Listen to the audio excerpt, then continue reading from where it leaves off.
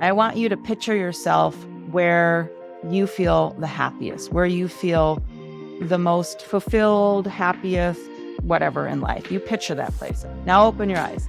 If you pictured yourself outside, raise your hand. Everybody raise their hand, meaning we all love to be connected to nature. And so we really have to, and that's the point of the books and the point of what we do at SFI is really understand the importance of our natural environment and respect it and use it in the best way in our built environment as well.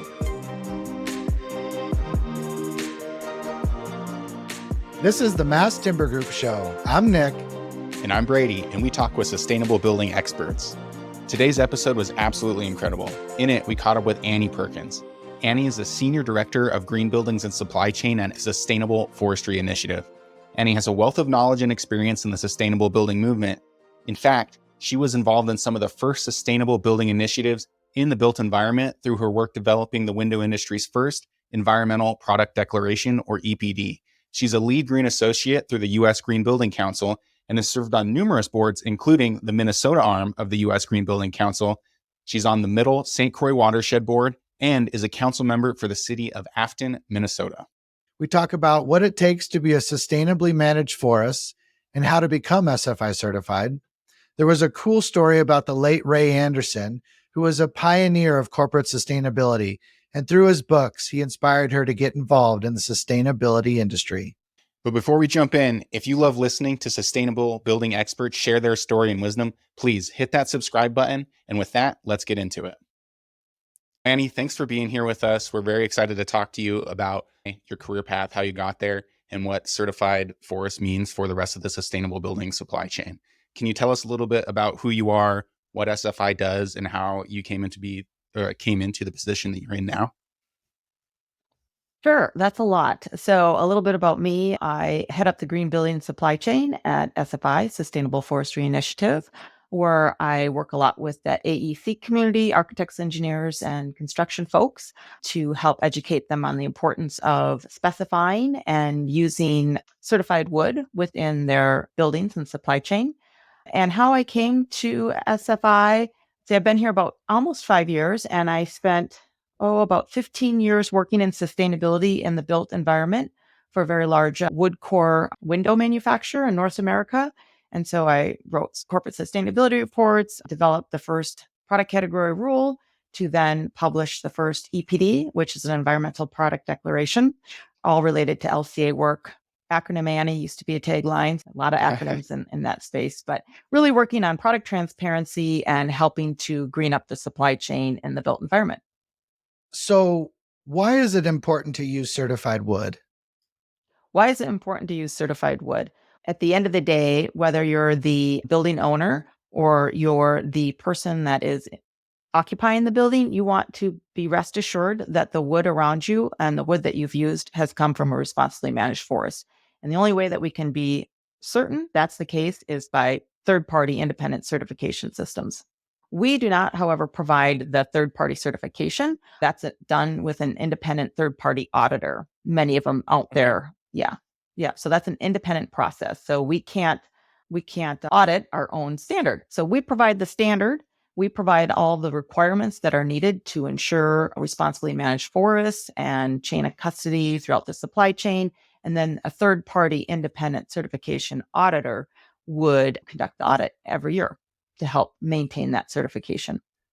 When you talk about a sustainably managed forest, what is that to a person who just simply doesn't know? And I feel like that there's a lot of people out there that think that there's just incredible amounts of clear cutting happening with no regulation, and it's just kind of a free for all. What does that look like, a sustainably managed forest? I mean, that's part of what we do too in our educational arm is to help educate folks on what it looks like and what it entails. And the broader community understands what it means and all of that and the value that sustainably managed forests provide. But sustainably managed forests have a plethora of different requirements. So the standard would ensure positive outcomes that we're looking for. So whether we're talking about clean water, biodiversity, habitat for critters, species, we want to ensure that we're managing those forests for the outcomes that we are looking for.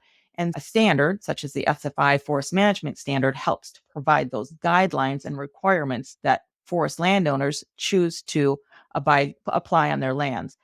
So, what does it look like? In North America, we actually have pretty strong forestry regulations as a baseline, and then certification goes above and beyond that. For example, SFI certification goes above and beyond the existing regulations because we have things in place that specify managed forests look at climate smart forestry, for example, or fire resiliency and awareness and education, also doing things to help advance green career pathways and advance equity within the forestry sector, which helps not just the forestry sector, but also everybody related to it, which is everybody. So everybody's related to forests.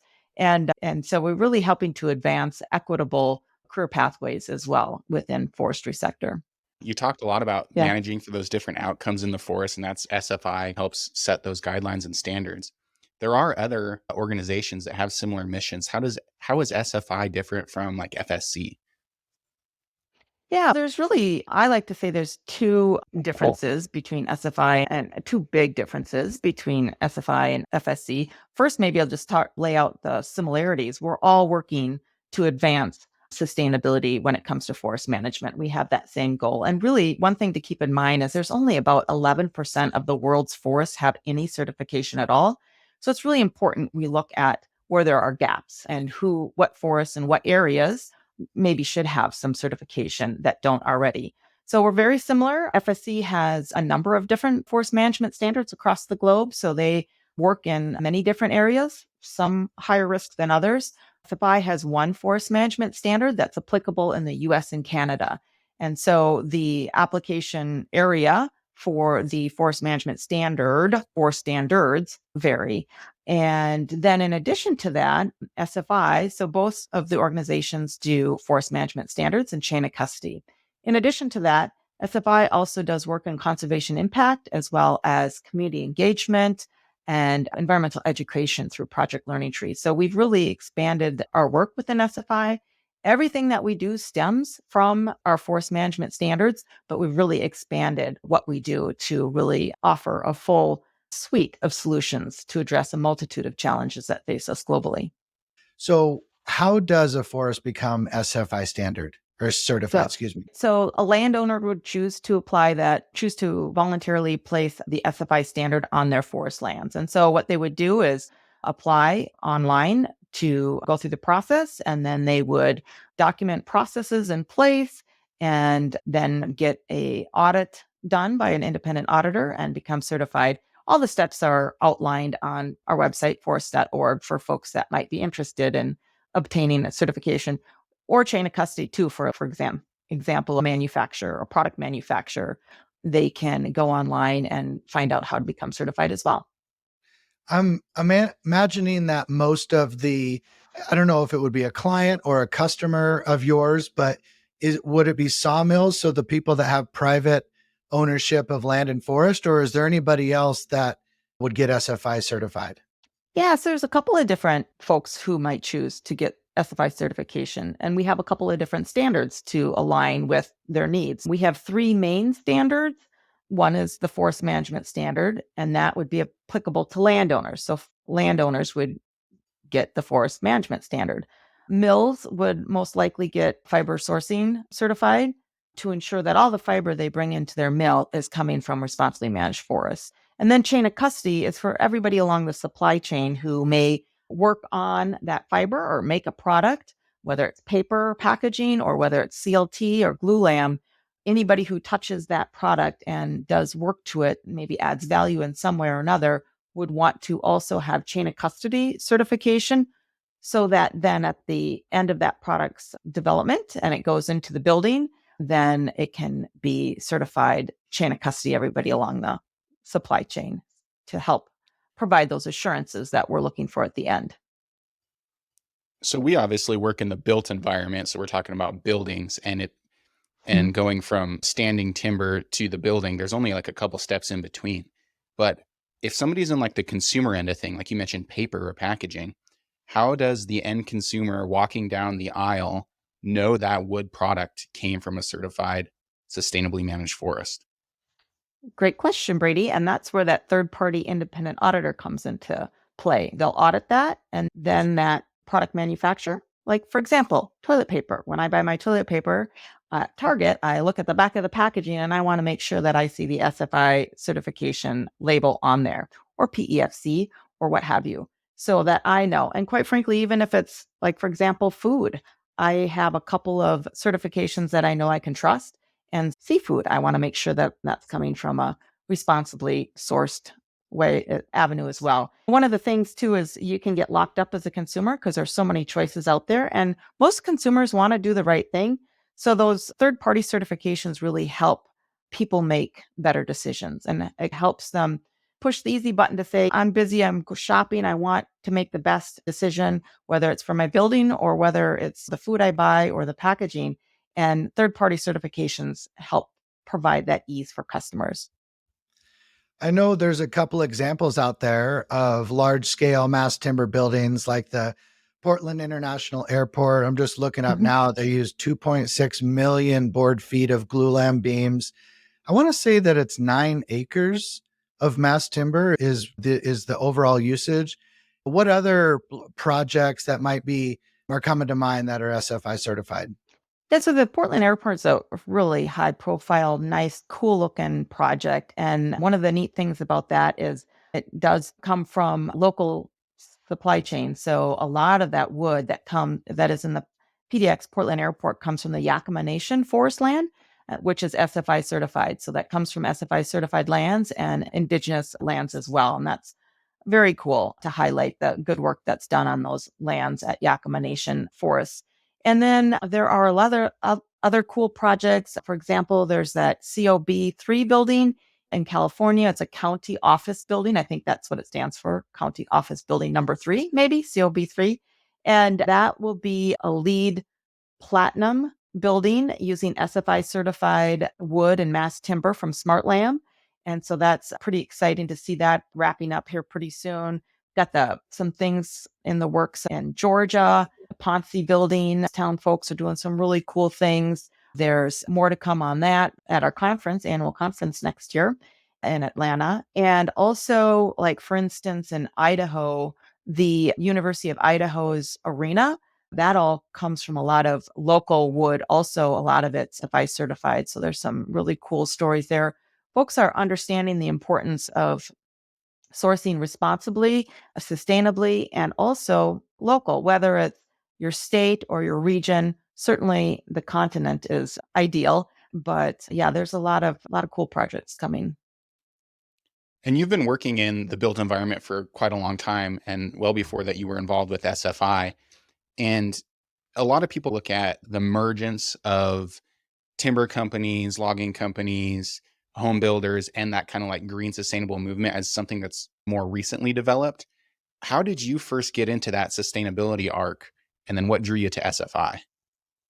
Yeah, it's a great question. So it's a journey. You can start way back in college. Everyone asks you, what do you want to do? I knew I wanted to make a difference in the world. I know it sounds crazy, it sounds pretty lofty. So I didn't know what that was, but I knew that probably that would require working with big organizations because they have such a big footprint. But the deal is that 20 plus years ago, sustainability was just a new thing within the corporate America. And the way I got involved was just following my passion. I knew I wanted to do better things for the environment, but I wanted to use corporate America and business as an avenue to do that because certainly we need what's the word? Thriving. We need an economy that's thriving, but at the same time, we need a healthy environment that's thriving. And so how can those two things work in tandem and together and complement one another? And there's a lot of opportunity there. There's a lot of negative impact, which means that there's a lot of positive opportunity to be had. So I just really followed my passion. And back when I got going, there was no sustainability jobs per se, but they were coming online. So I just did what really interests me and followed that passion, whether it was product transparency. And I did work along those lines and really helped make my path. So what it didn't exist at the time. And I really forged it and made each job that I had. And that kind of also gave me experience that I had that was right for this particular job and working in sustainability, product transparency, and then within the built environment too. So that kind of prepped me well for what I'm doing now. Does anything come to mind that you were a part of? So you're trying to change the world and completely noble. And I totally agree. I think that we can all be ethically and sustainably conscious and kind of build better, if you will. And so is there anything that comes to mind that a project that you were a part of that really kind of made you feel good? Yeah. So one of the first things I did was back when I was working at the window manufacturer, I was the liaison for our first LCA, life cycle assessment. So we hired some consultants. We did the LCA. I'm not a technical person, so I was the liaison, was able to help coordinate that stuff and pass information between the entities. And then from that experience, we were then able to, like I said, I sat on the development of North America's first product category rule for the window industry, which is a PCR.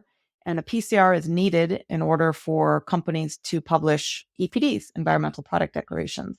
And so there was no PCR for the window industry. So I sat on the development of that first one and then subsequently published the very first, along with my organization, published the first EPD for window, environmental product declaration. And at the same time, I was wrapping up grad school and I was doing projects related to EPDs and labeling and what does that all mean. And I remember at the time it was about, I don't know, probably 20 years ago or so, maybe not quite. And Europe at the time said, within 5 years, every product on our shelf is going to have an EPD. And that was a great idea, maybe, but didn't realize what it takes to do that. So it's more complex than they thought. So we all have great ideas at times, but then we come to realize that maybe they're hard to achieve. But that's all right. We keep plugging along and try to improve as we go. But that was pretty instrumental early on. Nice. Well done. All the different organizations out there that are doing similar missions, and with you talked about building your own position into all the companies Yeah. that you've worked in. Why SFI? Yeah, interesting. So I was familiar with wood certifications. We were a Wood Corp window product, and I knew a lot about FSC.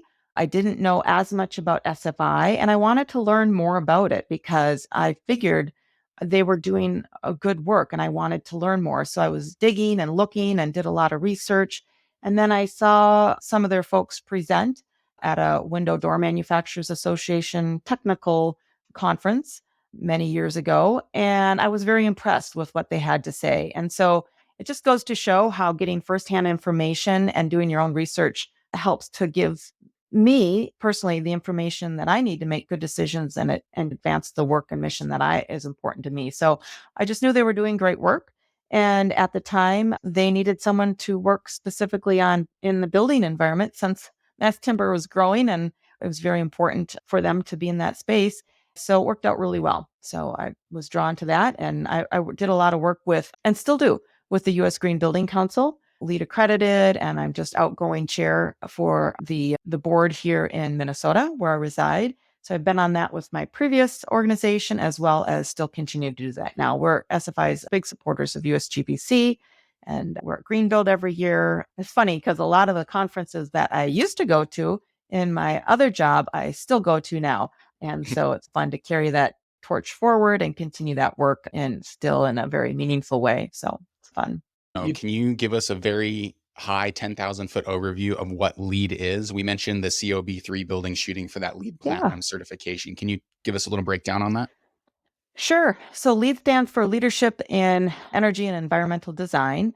And so it's been around for, gosh, I don't know how many years, but it's overseen by the US Green Building Council.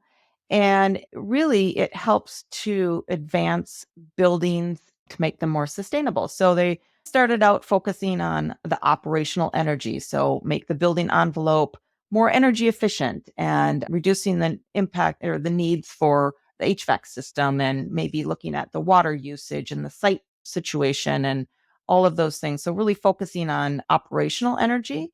And not too terribly long ago, we're all realizing, okay, that's great. We can make super high efficient buildings and operating systems within them. But what about the materials in the buildings? And what kind of energy does it take to get those materials all the way to this building site? And oh, by the way, how much energy does it require to mine the materials that are in that concrete or that are in that steel or glass or whatever? So the industry started looking at upstream to say, gosh, you know what, that's part of the footprint as well. So the embodied carbon, what does that look like? So now LEED also has and is continuing to look at embodied carbon, and that's obviously one of the benefits of mass timber is not only does it take less energy to extract, i.e. harvest the materials from where they're growing, but they sequester carbon when trees grow, and then that carbon is stored in that tree for the life of that log or piece of wood or CLT or glulam. And there's many ways that it saves energy and then helps to contribute to points within LEED for that. LEED's working on their next version 5. So it'll be interesting to see the advancements that they make to that too. They've also advanced to look at things that are important to SFI as well, and should be to all corporations, regarding social equity and environmental justice and that kind of thing. And really, we can't just look at sustainable buildings as operationally sustainable. How are they interacting with our communities, the people that are in them? Because ultimately, a building is there for people, and that's the main point: is that buildings are there for the people and the communities. And in the past, I feel like our buildings have more separated us from our natural environment and from our communities. And now I think at least the advancing forefront folks on the forefront are understanding the importance to connect and use our buildings and the building materials within them to help us connect with nature, break down those barriers, help connect with one another and our communities. So really, wood is a fabulous way to do that for a multitude of reasons. Not only is it a healthier building material for us to live in and work in, and all of the research shows how quicker healing days within hospitals and more productive office space productivity, and our blood pressure decreases and our need for medication decreases when we're in wood buildings. But then when it comes from a sustainably managed forest, and one that's a certified sustainably managed forest, we also know things like water quality and habitat for critters and community engagement. All of those things are also being addressed when we're properly managing that forest and harvesting that wood. So it's just so many positive solutions that come from that. So it's fun. Sorry, I get excited and then I get on a roll, and it's just fun. That was a beautiful answer. Yeah, thank you. No. And speaking about connecting to forests and carbon sequestration and connecting to your job, I was looking at your website, and it's hard to wrap your mind around these types of numbers, but it's said a recent completed study of SFI certified forest lands in the United States indicated that SFI certified forests sequester more than 20 billion tons, billion with a B, of carbon, and capture about 235 million tons of carbon each year. And which just, it's an incredible amount of, it's the only sustainable way of construction, mass timber. And so kind of to round about and bring this question into your job and kind of connecting with your job, and then other people that are trying to get into the industry, can you share like any way? It sounds like you're very passionate. You love your job because it also gives back to the environment, and it's just a real full circle. But anybody trying to get into your industry, did you do anything that maybe got to you where you are? I know you talked about being on a board. Me and Brady kind of serve on boards, and it's really helped open up a lot of doors. But is there any advice that you can share to get people that want to get into your industry? Sure. It's actually a really easy piece of advice. Show up, be there, grab a seat, pull it to the table, and be there. That sounds simple, but really just showing up is half of getting to what your goal is. And then you start learning and listening and participating. And then next thing you know, people know that you're the one that show up. And so if you show up, they can rely on you. And then you learn things. And then you maybe have information that folks want to know and that you're happy to share. So it's not that hard, especially in this industry, because it's so young here in North America, that there's so much opportunity. So if you're interested in it, there's a lot of opportunity, but just show up and just be a part of it. Nice. And once people are in the industry, in the built environment or in a sustainability arc, some way working in this ecosystem that we've already talked about, what are some of the markers for success that you found to be helpful and that you look for in others? Markers for success within this industry and sustainability more broadly. Early on, I used to hear this in corporate America, and it is true for our sustainable buildings, or it's true for trying to stay fit or whatever, but you cannot manage what you don't measure. You need data. You need data and you need to get a baseline. When you're trying to measure success, you can't do that unless you have a baseline. So you have to figure out what your baseline is, and then you measure your performance moving forward, and then you can see if you're making improvements or not. That's as simple as that goes. Measurements of success have to really be based on data. And one of the other big differences of SFI and some of the other certification entities is that SFI is the only one that requires certified landowners invest in forest research. So I don't have the stats in front of me because I didn't prep for that, but a ton of money has gone into forest research, whether it's fish and wildlife or whether it's habitat or water quality or carbon benefits. But a ton of money has gone into research specific to those outcomes. And not just that, but also a multitude of partnerships. SFI's mission is to advance sustainability through forest focused collaborations. We're all about collaborations and partnerships. And really, there's so many good things about that because, the challenges that face us, no one can solve alone. So it takes all of us together. And the more diverse the partners, the better outcomes we're going to have. And so I'm really proud of the partnerships and all of the projects and the data, scientific data that we have been able to obtain and continue to get through our partnerships and all of our research projects that stem from forest research. And then we take that data and all that scientific data, and then we help to develop the next iteration of our forest management standards. So it's rooted in science. So, with all those projects and all the people that you're working with, what's next for you? What's next for Annie? What are you looking to accomplish? Just keep on keeping on. It's just there's a It's a good lot out fight. there, and I feel like I talk a lot of times. I feel like I repeat myself, but the audience is quite large, so it's hard. The microphone doesn't get to everybody one time, so you just have to keep going and get new audiences, bring in new people into the fold. Whether it's the work that we're doing at USGBC here at our Midwest Minnesota board, or whether it's the work we do at SFI, really working to advance equitable development, sustainable development with that lens of equity, that's super key and important. A lot of the work that my colleagues do within SFI, it inspires and impresses me every day. For instance, we've got the team that's working to advance community engagement and forestry, equitable forestry within the sector through green career pathways. It's just amazing. And through our urban sustainability, our urban standard, community standard, really works to look at human health and community well-being at the forefront of that standard. The forestry sector only has 3% Black and Brown people in the forestry sector, and that's a travesty. That needs to be improved substantially. Not only is that a disservice to the people who are not included, it's a disservice to the forestry sector, and it's a disservice to our whole community as a whole. When you don't have everybody, all of the diverse experiences and diverse perspectives contributing to a solution, your solution is not going to be very solid.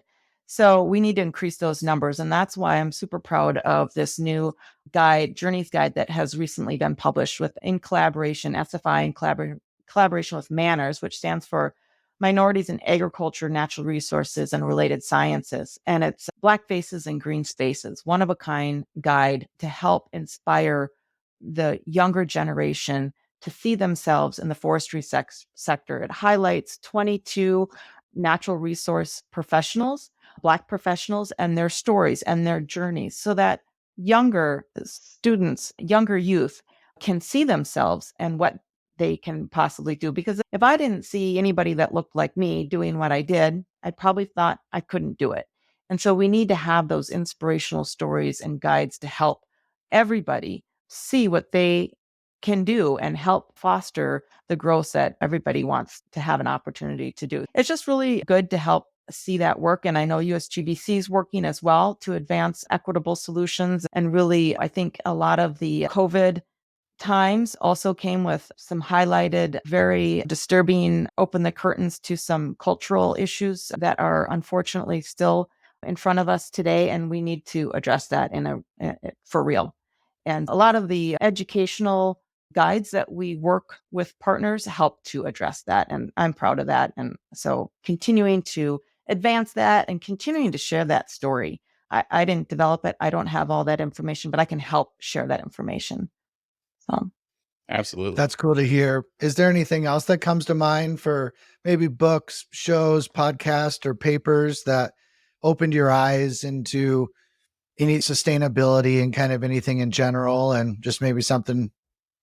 yeah, so I follow some feeds, but I think the most pivotal, again, about 20 years or more ago, the Ecology of Commerce by Paul Hawken, and the story, Ray Anderson's story. It's not a forestry related story. However, it's the story that I heard early on in my career that helped me know that I was on the right career pathway as far as sustainability in corporate America. And now, just side note, but now in my current job, working in supply chains, I'm exactly working with corporate America to help them reduce their negative impact through their supply chains. But anyway, The Ecology of Commerce by Paul Hawken and The Natural Capitalism, and he's written some other ones. But it was a pivotal point, and Ray Anderson was the founder and I think CEO of Interface Carpet. And at the time, it was one of the most polluted industries, the carpet industry. And somebody gave him this book. He read it. He had an epiphany, and he turned it around. And they were really the leaders in kind of corporate sustainability and goals and that kind of thing. And reading that really inspired me to help make the changes that needed to be made and still need to be made within, I'll say corporate America, but all across the board. We're all part of that, and our ways need to change and improve, and it can be done. So we just all need to put our heads together and work towards the right ways. So if you pick up that book, it'll talk about the negative impacts of some corporate players, but it also helps to talk about solutions. And it's not just doom and gloom. It's okay, here, we can also have a better way to do it. So basically, in short, what it does is not just that book, but Natural Capitalism as well. It highlights the importance that nature provides to us. So we take from nature to make the things that we make in our everyday life. We can't just take. That doesn't work. Sooner or later, it's going to be gone and nature will recover, but we won't fare so well. What it teaches us is that, like biomimicry, biophilia, designing based off of nature. Velcro was designed based off of something in nature and airplanes. And anyway, it's like working together with nature. And that's where mass timber gets us even closer, and sustainably managed forests gets us closer, because we're now understanding the value that nature provides us in our human world. And we are placing that appropriate value on it and giving it the respect that it needs, and hopefully not just taking, but doing it in a more sustainable way and placing the proper value on nature, because it needs to be on P&L sheets too, by the way. Our footprint on nature needs to be calculated within profit loss statements, but that's for another podcast. Absolutely. I'm very glad that you brought up Ray Anderson. We interviewed Chuck Lavelle a couple weeks ago, and I'm reading his book right here, Growing a Better America. And I have tabbed a part right here where he talks about Ray, and he says, talking about the environmental ethics standards. And it said, if it can be said that there's a leader in this movement, it would be a man by the name of Ray Anderson. He goes in there to talk a lot about it, but it's very interesting and encouraging to hear the same sources of inspiration pulled forward across the industry. Anytime I can get my name in the same sentence as Chuck Lavelle, it's a good day. And then I will say, Ray Anderson, unfortunately, did pass away in 2011, I think, but I was thrilled that I got to see him speak.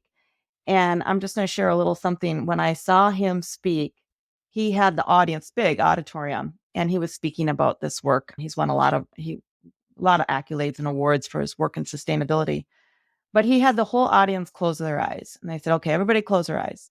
Now, I want you to picture yourself where you feel the happiest, where you feel the most fulfilled, happiest, whatever in life. You picture that place. Okay, now open your eyes.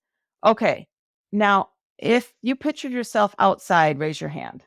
Everybody raised their hand, meaning we all love to be connected to nature. And so we really have to, and that's the point of the books and the point of what we do at SFI is really understand the importance of our natural environment and respect it and use it in the best way in our built environment as well. And we can do that. Absolutely. Yeah. So you may have already touched on it, talking with all of these great inspiring figures that we've talked about, but we like to specifically ask, who inspires you in your industry to help those people that are listening reach out for those sources of inspiration? First of all, my sustainability related circle here in the Midwest is awesome. The USGBC folks, the folks working at many corporate 500 headquarters are here in the Twin Cities area, and they're all doing great work. But every day, I think I mentioned it before, but honestly, the people that I work with at SFI inspire me every single day. Paul, Jerry, Lydia, everybody that really works to advance green career pathways and more equitable community forests and community related forestry work and indigenous relations. Paul Robitaille and his team working to really improve and advance the connections that all of us have with our indigenous friends and people and neighbors. It's just really reaching out to advance equity in areas that have been lacking for so long. And I'm just proud of the work that all of my colleagues do for that. And it's really cool that nature can work as the glue that helps to advance that. So it's cool. If there's a way to connect with you, would it be best through your website? Should they reach out to you if there's any more questions about SFI, or sure? How do people follow SFI? Yeah, you can follow SFI on the social sphere. So we have social media handles that I think are forest.org or sustainable Forestry Initiative, but just go to our website. You'll find it all there. And then, yes, you can email me. My email's on there as well. I'm sure you guys will share it. I'm on LinkedIn. So I can give you my phone number. No, we're good. Just kidding. Perfect. Before our last question is, let's say you found a magic genie that can only grant one wish related to your industry. What would you wish for and why?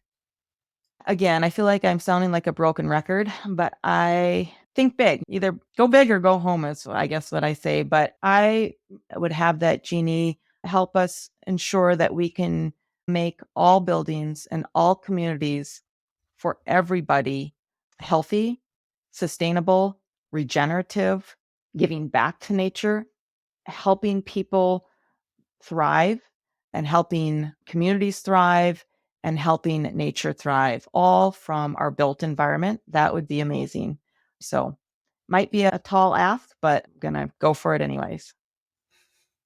Hey, if it wasn't a tall ask, it probably wouldn't be worthwhile. That's right. That's right. That's right. Annie, it's been a true pleasure. We really enjoyed having you here. Thank you so much for sharing about yourself, about your own career path, about sustainable forestry, and about SFI. Everybody that we've talked to really has questions about where do the source materials come from for sustainable building. And we wanted to talk to somebody who knew a lot about that. So thank you for sharing with us. We really appreciate it. Sure. Just if you have any questions, visit our website, forest.org. But yeah, you can reach out to me. You can call, you can email. So it'd be great. Thanks for having me. It's been fun. See you around. Thank you. Sounds good. Perfect. All right. That's a wrap.